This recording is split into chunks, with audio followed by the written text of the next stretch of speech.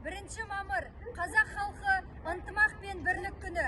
Береке бастауы бірлік, ел іші тату тірлік қағидасын ұстанатын ел үшін бұл мерекенің маңызы зор. Бірлігіміз жарасып, еліміз тыныш болып, ұлт демей татулықта, бейбіт өмірде күн кешейік. Номері 27-ші Исатай Тайманов атындағы орта мектебінің жас мамандарының атынан құттықтауымызды қабыл алыңыздар.